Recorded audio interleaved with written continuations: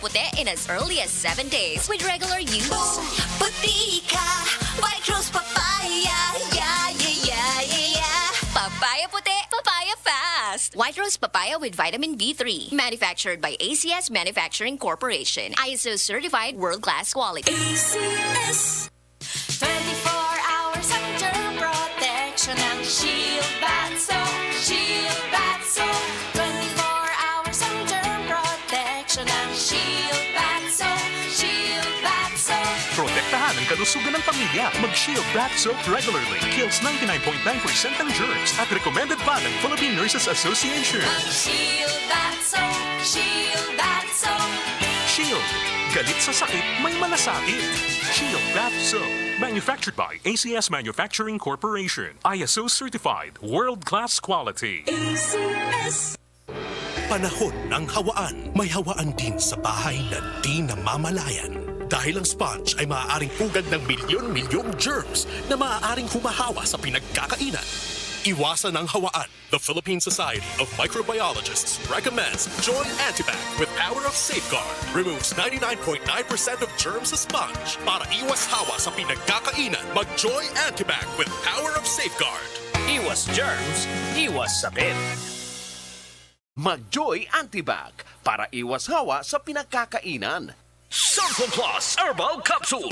Ako po si Angelica. May bukol po ako sa tuhod, kaya hirap po talaga ako maglakad. Nag-take ako ng Santon Plus araw-araw at isang buwan lang. Palit ang bukol ko. Epektibo talaga ang Santon Plus Herbal Capsule. Santon Plus. Mabibili sa mga butika. Sundin ang tamang oras at araw ng paglabas ng bahay para makaiwas sa dami ng tao at makaiwas makakuha ng virus. Isang paalala mula sa ACS Manufacturing, maker of Shield Bath Soap. That portion was brought to you by Emperador Brandy. Mag-celebrate tayo ulit with Emperador Light. Gawin mong light. Drink responsibly. Matagal ka namang nagtitiis sa pangangatig sa inyong balat. Mag-Mighty C! Mighty C! Ang alkaline na vitamin C. Makatutulong upang labanan ang anumang uri ng sakit sa balat at mga allergies. Mabibili na sa inyong mga suking butika. 7 pesos lang. Santon Plus Herbal Capsule. Ako si Joseph. 5 years na akong Santon Plus Herbal Capsule user. Walang ibang gamot na nakapagpagaling sa aking cirrhosis of the liver, kundi Santon Plus Herbal Capsule lang. The best talaga. Santon Plus Herbal Capsule. Mabibili sa mga butika. Galing sa labas ng bahay, isanitize o hugasan ng mga napamili. Hubarin ang ginamit na sapatos at magpalit agad ng damit pagpasok sa bahay upang maiwasang magkaroon ng virus. Isang paalala mula sa ACS Manufacturing, maker of Pride Detergent. Ang Pride with Fabric Conditioner. Ngayon, may blooming na bango ng Sakura. Sakura, Sakura ang bango. Sakura, Sakura, Sakura ang pride ko. Blooming ang labada ko. Pride, Sakura, Sakura. Pride with Fabric Conditioner. May Sakura Blooming Pearls para sa labadang blooming sa linis, labadang blooming sa bango for as long as 24 hours. Blooming ang labada ko. Pride, Sakura, Sakura. Para sa blooming na labada, i-Pride Sakura mo na. Pride Sakura Blossom. Manufactured by ACS Manufacturing Corporation. ISO certified. World-class quality. ACS. Lumipas at magbago ang panahon.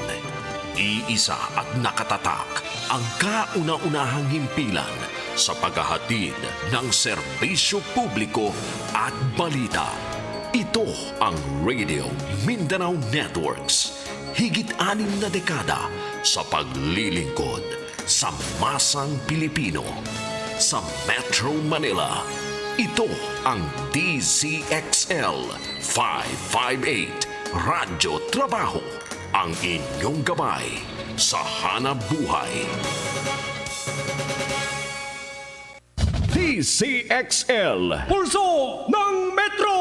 Alas 12:43 mga kasama na ang magandang hapon. Diretso po tayo sa Palasyo ng Malacanang para sa virtual press conference ni Secretary Harry Roque. What's been reported, because the Chinese conducted most of the, if not all of their phase 3 clinical trials abroad. Kasi when they started it, under control na dito yung virus, so they needed to test it and also to test it with other nationalities, non-Chinese, no? Kaya That's why they went to like 15 countries around the world, no? From Turkey, from Brazil, Indonesia. It's too bad na hindi kasama ang Philippines dyan, although may application ang Sinovac for phase 3 clinical trials sa Philippines din, no? So that's what I wanted to say. Na that's what we are waiting for right now. Ambassador, may tanong po si Jason Torres of the New York Times. Ambassador, please give us an update on Sinopharm vaccine trials after the debacle in Peru, which has suspended trials there after detecting neurological problems in some test subjects. Well, okay. I saw the news report, no? What has happened is that the authorities reported yung one adverse event. Itong nagkaroon nga lang, I think it affected the arm, the movement of the arm of the volunteer.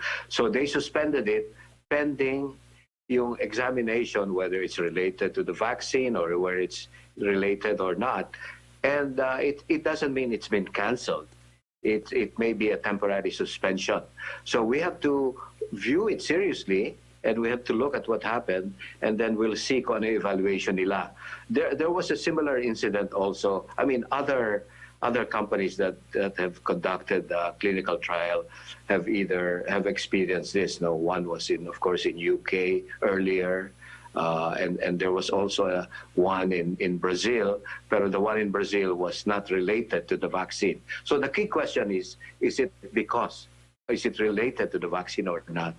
And I think at this point that still has to be determined. So I view it as a suspension, not a cancellation, and we have to await the conclusion of the inquiry. Okay, thank you, Ambassador. Let's go back to Joseph Morong dahil meron pa siya isang tanong. Sir, sa'yo muna. Sir, and also kay Secretary Galvez, I think there's going to be an emerging need to change some of the protocols because some Filipinos abroad, no, for example, the UK or the United States, will be able to get vaccines, no, or mavavaccinate sila, and they will return to the Philippines. No? Paano yung magiging protocol natin for those Filipinos who are returning pero nabakunahan na? Will they still be subject to quarantine protocols, testing protocols once they get here? Pero nabakunahan na sila abroad. Paano po, sir, yung magiging natin doon? And then also, ano ba, sir, yung basis ng 10 gatherings, yung 10 individuals per gatherings? I was trying to look for an ITF resolution to support yung 10 na figure. All I see is the GCQ, 30% for mass gatherings. So those two, sir, yung pong mga Pilipinong nabakunahan babalik sa Pilipinas in the Christmas. Secretary Galvez. Definitely, yung protocol natin will kind of change. And we already talked with Yusek Ochi Tuason. So possibility na talagang we have to change it. And we will look on the IATF resolution in the future. So we will make some changes on the recommendation. So yung Christmas na 10 na figure, individuals, anong IATF resolution on basis nun? Yung 10 yung allowed for Christmas gatherings? Ang nakikita natin yung nakita natin yung previous announcement natin for MECQ and GCQ protocols na as much possible yung gatherings talagang nilimit lang natin sa 10 and 20 and even 30% of the tatawag natin capacity of the building. So sa ngayon nag-usap-usap kami ng mga mayors ng NCR and also with Secretary Anyo. Ang nakita namin talaga in order to have some sort of caution, maximum is possibly 20 and also it should be at the open area. Open air. Sir, there na, why are we so confident with the Chinese vaccines when they have not finished yung phase 3 trials? Question for you and also Ambassador Chico Santa Romana. You're asking me, right, Joseph? Yes, sir. Both of you, sir. Okay. How are you doing, sir? Sir, yung pong question ko is, why are we confident? Why are we relying on the Chinese vaccines when they have not finished yung phase 3 clinical trials nila? Well, as a matter of fact, they've finished in some countries. Others are still proceeding, no? Ang Sinopharm actually tapos na sa phase 3, no? Sinovac has finished yung phase 1, phase 2, and have published the results also. Now, yung phase 3 nila, they have an application sa Philippines. Meron ding something happening now in Brazil. What's it? Brazil, Peru, Turkey, Indonesia. No, so they have results that are happening, and then sa China, you're basically going with nearly 1 million Chinese who have undertaken the vaccine, and then they have actually also vaccinated their army. No, so I understand we need more systematic data, and I think that is what this has to be approved by our own FDA, and so the basis of confidence is based on the Chinese experience and the experience in other countries, but this has to be validated by our own health authorities. Based on my experience here in China, I've traveled to 4 provinces in the past 3-4 months. In the beginning, I was very skeptical, but I've seen with my own eyes. Of course, they still wear face mask and they still maintain social discipline, but they've been able to hold trade fairs where I had to represent the Philippines, and my experience is they have the situation under control from my own personal experience. On my part, we have a continuous briefing with the vaccine expert panel, and I believe the Sinovac has been cleared by the BEP, considering that Sinovac came from classical and traditional inactivated virus. So sa kanila, yung parang tinatawag na traditional for almost 300 years, ginagamit natin yung platform na yun. And most of the platform of the vaccine is inactivated. So sa kanila, parang confident sila na yung adverse effect is controllable. And nakita natin na talagang the Chinese ambassador is very confident na talagang yung Chinese vaccine will be effective, considering that also some of the recipients of trials are also Filipinos abroad. And also, natin sa media, mag-roll out ng Indonesia this coming first quarter, most likely. Okay, sir. Thank you for your answers. Okay ka na, Joseph, no? You're fine, no? May pahabol lang ako, Sec Galvez. Kanina po sinabi nyo na we're looking at importing Sinovac, Sinopharm, and a third company, no? Pero this is the first time po na narinig namin from you na we are considering also Sinopharm. So ito na ba ho ang position talaga natin that we will consider not just Sinovac, but also Sinopharm and a third Chinese vaccine? Yes, actually yung casino, kasama sa natin yan, kasi kakaroon din sila ng clinical trial. Ang lang natin is yung pinaka-advance kasi na nag-submit ng kanilang mga clinical trials yung Sinovac. And I think yung Sinopharm, we need to require them to submit yung mga requirements. Sa ngayon kasi ang pinaka-advance na na-cleared na ng BEP at saka yung Board of Review Board is Sinovac. So pagka once na sinabihan na kami ng BEP na we are cleared to negotiate, yun po ang inano po namin. So priority namin ng Sinovac, one is medyo 3 times lower sa tinatawag na sa Sinopharm. At saka yung kanyang production line is capable siya mag-produce para sa atin ng more or less, kung magkaroon po magandang negotiation is 20 million. So yun po ang inano po natin, kasi the directive of the President is to make the vaccine accessible to the public, and kaya po natin doon yung safety, efficacy at saka yung affordability po at titingnan po natin. Ambassador, since nandito naman po kayo, no, you mentioned that Sinopharm already concluded its clinical trial, pero sabi ni Secretary Galvez, hindi naman sila nagsasubmit ng data sa panel of experts natin. No? Can the embassy make representations po kaya with Sinopharm to comply with the requirements of the expert panel group? Yes, the embassy is in touch with Sinopharm. We've been having contacts with them, and our work really is to facilitate yung contact between Sinopharm and IATF as well as the health authorities. And we will certainly do this. We'll tell them what the requirements are, and we'll urge them to submit them as soon as possible. Actually, Sinopharm told us that they're no longer in a position to hold phase 3 clinical trials in the Philippines. So for them to be able, for us to be able to procure from them, ang importante nga is kung anong requirements natin, and then they'll submit the data that they have to satisfy our requirements. Okay, thank you very much, Ambassador. Thank you, Secretary Galvez. Thank you, Joseph. We go back to you, Sec Rocky, please. A question from MJ Blanca Flor of Daily Tribune for Secretary Roque. How will you respond to criticisms on the 72.5 billion budget for COVID-19 vaccines in the 2021 spending plan? Senator Drilon is saying that only 2.5 billion lang po dito ang funded and yung remaining funds daw po ay wala pang definite revenue source. Sinabi naman po ng camp ni Vice President Robredo na wala pong sense of urgency ang admin in terms of budget for COVID-19 vaccine. Ano po ang masasabi niyo dito? Senator Drilon, Vice President, malayo pa po ang eleksyon, tigil ang politika. Paulit-ulit na po sinabi natin yan, no? Na tayo po ay makakautang na sa multilateral sources, sa bilateral sources, para po sa 72.5 billion na kakailanganin. Kaya po linalagay sa budget yan, miski utangin, kung hindi na sa budget, hindi po pwede gastusin.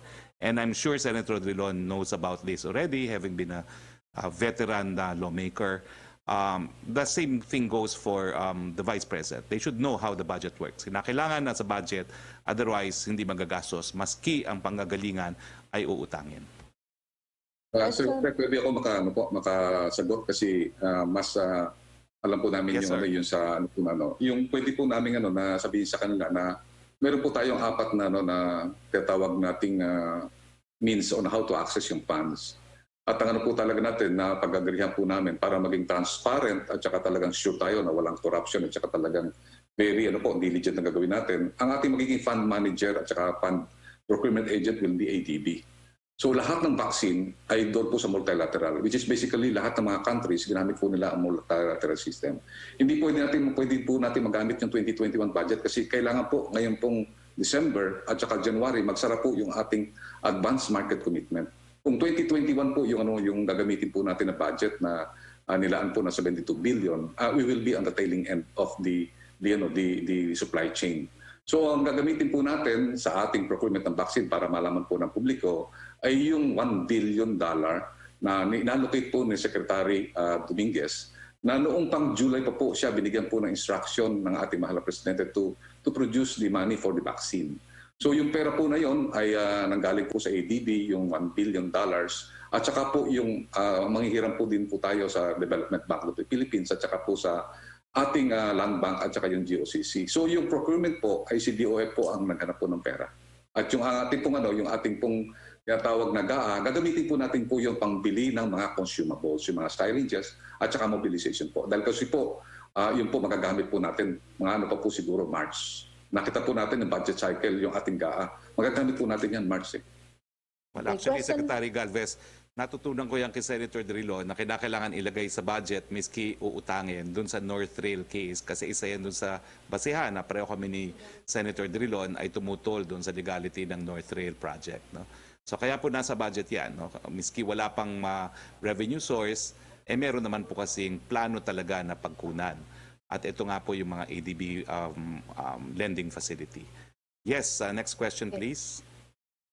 Question po ni MJ Blanca Flor pa rin para po kay Secretary Galvez. Based on the report of the Duke Global Health Innovation Center in the U.S., majority of promising COVID-19 vaccines are either both or reserved for developed countries. Some rich countries like Canada have also both enough vaccine doses to immunize their populations 3 times over. Meron po tayong COVAX pero a portion lang din po ng kabuang vaccines ang marireserve ng COVAX. Do you agree po na lip service lang ng developed countries itong promise of solidarity on equitable and universal access on COVID vaccines? Do you find this alarming for developing countries like the Philippines? Yung kaya po nakita po natin ang ating mahal na Pangulo ay talagang he is having yung tinatawag na global clarion call for equitable access kasi nga po nakita po niya talagang 18% na lang po natira po sa atin. Kaya po may mga countries na nag-respond that they are willing to help us, especially Australia and also China and also Russia. At yung ibang mga countries na nakita natin na may matibay na diplomatic relationship sa atin ay also responded. And I believe yung mga countries na nag-reserve po na yun yun po i-reserve po nila sa mga allied countries po nila. Kaya Thank po you, Secretary pwede ako magdagdag. No? Kaya po importante yung naging pagkakaibigan natin sa bansang China, Russia at even India. No? Dahil bagamat hindi sila mayayamang mga bansa, sila ay nagpo-produce din ng mga bakuna at sila naman nagsasabi sa kapwa nilang mga hindi masyadong mayaman ng mga bansa gaya ng Pilipinas na bibigyan din tayo ng bakuna. Okay, Tristrada, I think she's here now. Yes, sir. Hi, sir. Good afternoon, Secretary. Sorry na wala po yung connection kanina. I think, sir, you've answered already most of my questions. But isang singit lang, sir. Yung cabinet meeting po ba will push through mamaya po? Yes, 5 o'clock this afternoon. All right, Secretary. Sir, thank you po. Sir, may I please go to Secretary Galvez, Yes, please. Go All ahead. right.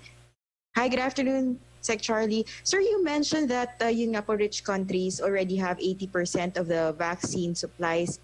Sir, ang question ko, is this because they are rich or were they more prepared and forward-looking? Or could we have been more ready or as ready as them? Ang nakikita po natin kasi yung mga bansa nito, sila nag-finance po ng tinatawag nating vaccine production. And normally talaga pong sila po tinatawag na merong inherent rights na sila muna ang mababakunahan. But I believe yung nakikita rin natin, tingnan din natin yung production line. Na talagang maraming challenges sa production line. Though kahit na meron silang advanced market commitment, ay kailangan din ng mga raw materials yung mga vaccine producers. And the shortfall that some of experts have said that the shortfall will be more or less 2 to 3 billion populations ang hindi mababakunahan this coming 2021. But we believe that this mid-2022, with the applications of many vaccine makers being approved, ay lalaki po yung tinatawag nating supply market. So ngayon po kasi medyo tingnan po natin din, hindi lang po yung 80% na nakuha ang tingnan din po natin ay sa ngayon, out of 200 na vaccine makers, iisa pa lang ang na-approvean, which is Pfizer. And it affects yung production capacity ng mga even vaccine makers kasi hindi sila makapagbuelo kung wala pa yung approval. Mm-hmm. Sir, yung AstraZeneca po, di ba po nag-withdraw sila ng application for clinical trials? Will this in any way affect their credibility? At least, at saka yung procurement din natin, sir? Ang nakita ko, hindi naman sila nag-withdraw. Inaantay lang ang approval. Either ang gagamitin yung single shot initially, yung tinatawag na half dose, full dose. Kasi tapos na po sila ng tinatawag natin full dose requirement. So malaki na po ang nagawa po nila. So most likely, naghihintay lang po sila ng queue from their headquarters kung ang clinical trial po nagagawin po sa atin is yung half dose, full dose na regimen. Kasi talaga sila parang nag-withdraw. But ang lang po nila is yung kanilang submission for the regulatory evaluation ay already being complete on the full dose. So yun po ang inaantay po nila yung guidance kung what will be the regimen that they will be using dito sa atin. Pero sir, kahit po mabigyan po sila ng EUA sa atin dito, ibig sabihin tuloy pa rin naman po yung clinical trials with them dito po sa bansa natin. I'll ask Ma'am Lotis yung pinaka-outer rep nila. Parang yun na I think there is a misconception of withdrawal. Ang po natin is nakita natin na sila pa nga ipinakatatakta natin na pinaka-mabilis na nag-process for clinical trial. Mm-hmm. And I believe it doesn't affect yung negotiation natin because they have already committed a certain huge amount of volume that they can be given to us. Ang inaantay na lang po natin is yung AUA ng UK na parang maging signal natin for them to be qualified doon sa natawag natin sa stringent regulatory arrangement with ABB and World Bank. Salamat po, Secretary Galvez. Thank you, spokes. Trish, siguro lilinawin ko na rin, no? Ang clinical trial ay required kapag wala pang bansa na nagbibigay ng kahit anong permission to use a new vaccine. So ngayong meron ng mga bansa na nag-i-issue ng emergency use authorization, that vaccine can be used kung mag-a-apply din ng emergency use authorization sa Pilipinas. At ito nga yung importansya ng executive order na pinirmahan ng Presidente authorizing the FDA to issue emergency use authorization. Now, a clinical trial is always preferred kapag wala pang kahit anong regulatory approval, kasi malalaman yung epekto sa Pilipino talaga, kasi baka naman may pagkakaiba kung dahil sa lahi, no? Pero it is not required dahil may mga bakuna na mabibigyan na ng general use authorization na pwede na rin mag-apply sa Pilipinas basta isubmit yung general use authorization o yung emergency use authorization nila na subject naman to review ng FDA. Kaya nga po, mapapabilis yung proseso from 6 months to 21 days kasi re-reviewin lang nila yung mga datos na sinumite doon sa foreign jurisdiction na nag-issue ng either general use authorization or ng emergency use authorization. Okay? Thank you, Spoke. Salamat Thank you. po. Let's go back to you, Sec. Rocky, please. Yes, question from Creseline Catarong ng SMNI. Muli daw pong ipinatutupad ng MMDA simula ngayong araw ang track ban sa major thoroughfare ng Metro Manila. Ang grupo ng mga trucker, sinabi nilang hindi raw po sila nakonsulta hinggil dito. Aapila po sila na huwag magkaroon ng track ban. Posible po kayang pagbigyan ang kanilang panawagan. Nako, pakitanong na lang po yan sa MMDA because allegedly it's an MMDA decision at hindi naman po nagma-micromanage ang ating presidente. Pakitanong na lang po sa MMDA.